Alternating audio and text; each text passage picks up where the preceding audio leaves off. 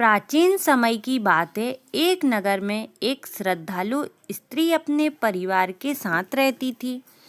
वह हर महीने चौथ के दिन भगवान श्री गणेश का व्रत पूरे नियम और श्रद्धा से करती थी।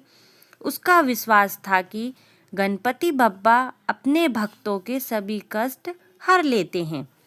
एक बार उसके पड़ोस में रहने वाली महिला ने उससे पूछा, तुम हर महीने इतना कठिन व्रत क्यों करती हो भला?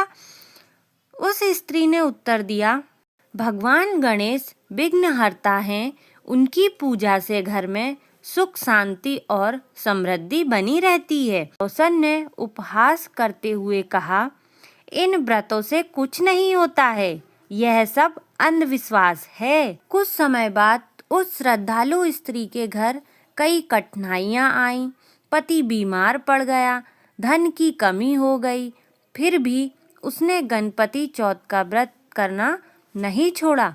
उसने पूरे विधि विधान से गणेश जी की पूजा की, मोदक चढ़ाए और कथा सुनी। भगवान गणेश उसकी भक्ति से प्रसन्न हुए। एक रात स्वप्न में आकर उन्होंने कहा, हे भक्त, धैर्य रखो, तुम्हारी श्रद्धा अवश्य फल देगी। कुछ ही दिनों में उसके पति स्वस्थ हो गए, घर में धन धान्य आया और सभी संकट दूर हो गए। जब यह सब पड़ोसन ने देखा तो उसे अपनी भूल का एहसास हुआ। उसने भी गणपति चौथ का व्रत करना शुरू किया। भगवान गणेश की कृपा से उसके जीवन में सभी विघ्न समाप्त हो गए। और उस स्त्री ने कहा, जो व्यक्ति श्रद्धा, नियम और विश्वास से गणपति चौथ का व्रत करता है, उसके जीवन में सभी बाधाएं दूर होती हैं और सुख समृद्धि आती है। गणेश चौथ व्रत भाद्रपद मास के शुक्ल पक्ष की चतुर्थी को रखा जाता है। इसे गणेश चतुर्थी या गणपति चौथ भी कहते हैं। सुबह सुबह जल्दी उठकर स्नान करें, साफ कपड़े पहनें, घर के मंदिर या पूजा स्थान की सफाई करें, मन में संकल्प लें, मैं अपने परिवार की सुख समृद्धि के लिए गणपति चौथ का व्रत रख रही हूँ या रख रहा हूँ। पूजा की सामग्री के लिए गणेश जी की मूर्ति या चित्र, दूबा 21 या 11, लाल फूल, सिंदूर, अक्षत मतलब चावल, मोदक या लड्डू, धूप दीप, पंचामृत, फल और नारियल। पूजा विधि में क्या करें?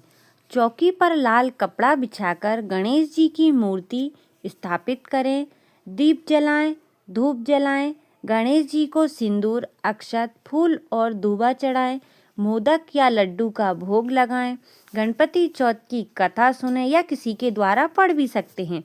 ओम गण गणपताय नमः मंत्र का 108 बार जाप करें और अंत में आरती करें। पूजा करने के बाद व्रत खोलें। कुछ स्थानों पर चंद्र दर्शन के बाद व्रत खोला जाता है। गणेश जी को भोग लगाने के बाद प्रसाद ग्रहण करें। ब्राह्मण या गरीब को भोजन दक्षिणा देना शुभ माना जाता है। गणपति चौथ व्रत करने से घर में सुख शांति आती है, विघ्न दूर होते हैं, संतान सुख, धन और सफलता मिलती है। मैं कामना करती हूँ गणपति बप्पा की कृपा से आपके घर में हमेशा सुख समृद्धि बनी रहे। राधे राधे, जय श्री कृष्णा।